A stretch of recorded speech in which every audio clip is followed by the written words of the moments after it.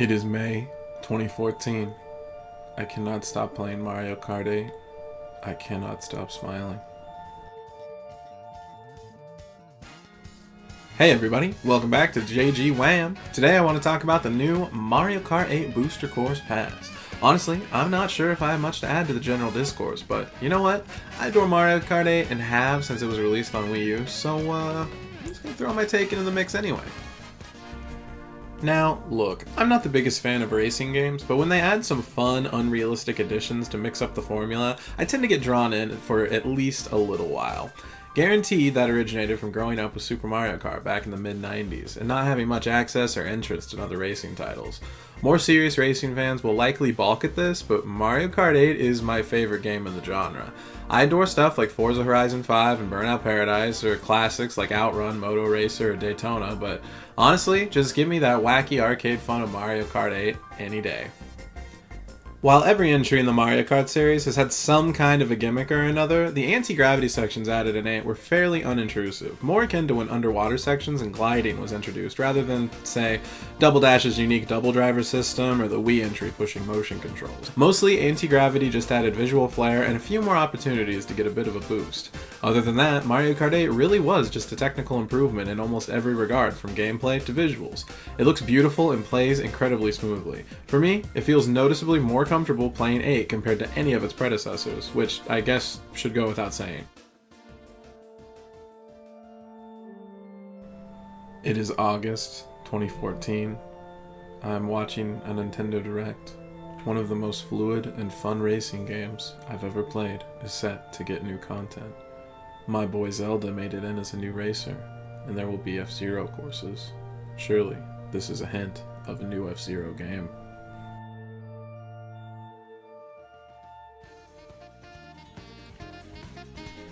The original Wii U DLC, which is included in the deluxe version on Switch, had a pretty solid offering with 8 additional cups made up of very fun new and retro courses that perfectly slotted in alongside the base game content, as well as a handful of new characters and kart parts. That's where the other Nintendo crossovers started popping up as well. Zelda, Animal Crossing, and F-Zero got courses, with Link and Villager even becoming playable characters, alongside other free updates along the way like the super fast and at times fun, at others stressful, 200cc or the Mercedes-Benz Shoutout Pack?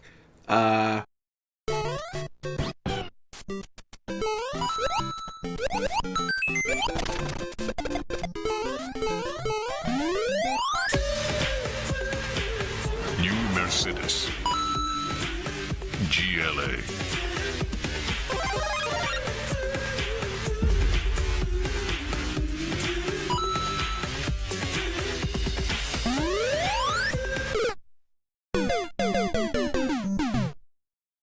It really helps cement just how perfect of a package Mario Kart 8 really felt like.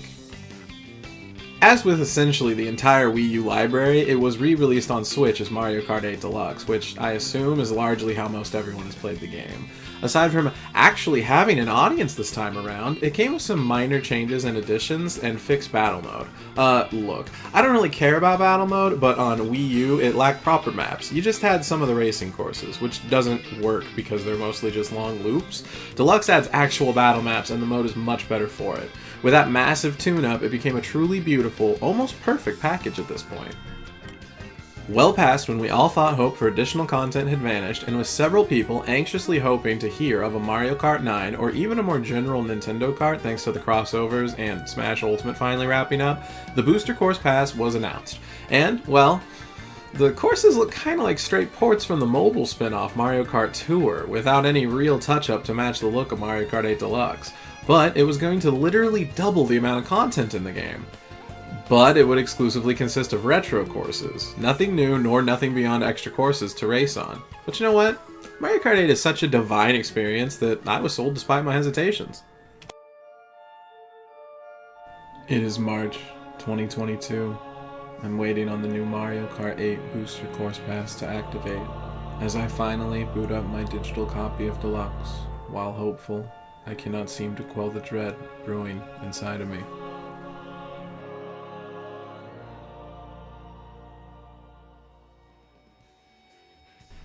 There are two major issues that were immediately apparent to me, and they both directly relate to either laziness or cost-cutting measures. Depends on how generous you want to be. Graphically, it's a major step down. The aesthetic is still fine, it still feels like you're racing around the Mushroom Kingdom, but it's readily apparent these were built for a mobile phone game and then ported to a console, as behind the times as it may be. They didn't seem to put much effort in prettying things up either. Fortunately, graphics aren't nearly as important as how a game plays, and this is a racing game, so most of your playtime, the backgrounds are zipping by anyway. It still stings though, and this DLC winds up sitting in the shadow of the top-notch look of the base game's courses. There's one other conspicuous problem with the graphics in at least some of the courses from this pass. Why are all the NPCs massive? They're all much larger than both the drivers and their carts combined. Are we in Super Mario Bros. 3 World 4? I don't think so. Now, I haven't played much of Tour at all, but I have a sneaking suspicion that due to the smaller screen size and the more automated driving in that game, maybe the tracks are just smaller?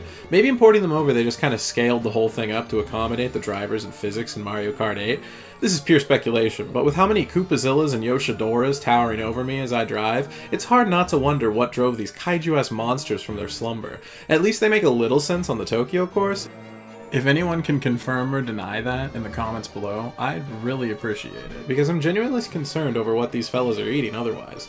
The other major issue that bothers me a great deal more, there isn't a shred of anti-gravity introduced in any of these courses. Sure, they're all retro, but Mario Kart 8 has several retro courses, which were retrofitted with anti-gravity sections. At the start of this video, I said this didn't add too much overall, but it kind of represents the core of the game. For me, it seems vital to try and include it in at least some of these courses. Plus, with the graphical step down, maybe relying on a bit of spectacle could help, but that would take more than a pretty straightforward port job, I guess.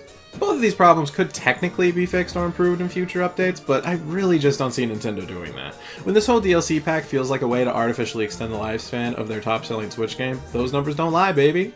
With all the negativity out of the way, Mario Kart 8 Deluxe is an excellent racing title, so even with some corner cutting, this new content is still incredibly fun. The Paris course has a neat final lap that has you going backwards, allowing whatever racers are near the end to briefly interact with whoever's in the lead. Tokyo has some different routes for each lap to try to make up for its overall boring appearance. Shroom Ridge and Choco Mountain have essentially non-stop drifting potential, and Ninja Hideaway feels like a truly open course with multiple potential routes depending on where you go. Even the least interesting courses, like Sky Garden and Toad's Circuit, are still fun if a little basic, and despite the visual downgrade, the aesthetic holds up through and through. It still manages to feel like Mario. And if you're anything like me and barely played the beta for Mario Kart Tour and weren't allowed to play the full release because they thought you were trying to make a duplicate account and wouldn't let you sign in or make a new account attached to your Nintendo profile, then some of these courses wind up feeling brand new anyway. Little life hack right there for ya. Remain ignorant for surprises later. Doesn't always work out great though. Be careful. Use your own judgment. As of now, we only have access to the first 2 cups of 12, with so many more courses to come. I think as they release, a few of these courses might end up feeling redundant, but I'm fairly positive each cup will manage to bring something unique along with it. While we could mourn the fact that this pass doesn't include any truly new content, that's kind of a poor framework to look at this DLC through, and loses sight of what this pack is.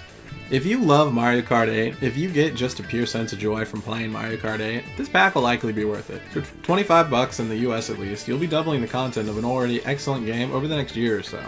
Honestly, with that drip feed style release schedule though, I think it's safe to recommend waiting on this one a while, maybe halfway through, maybe till all the content's out. Either way, you'll have a decent chunk of different courses to explore, and if you don't think you can wait, well, you probably already bought it. I know I did. Thanks for making a pit stop here at JG WAM! Can't wait to serve you again. I probably won't be talking about Mario Kart again for a while, but at the finish line of this Booster Course Pass, maybe we'll stop back in and see which courses managed to drift into first place. Godspeed, fellow racers, and beware those blue shells.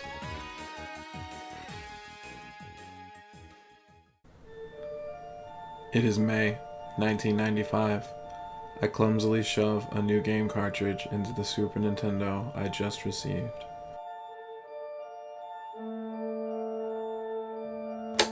Super Mario Kart lights up the screen. I can't help but smile at this bizarre new type of game to play with Mario and his friends.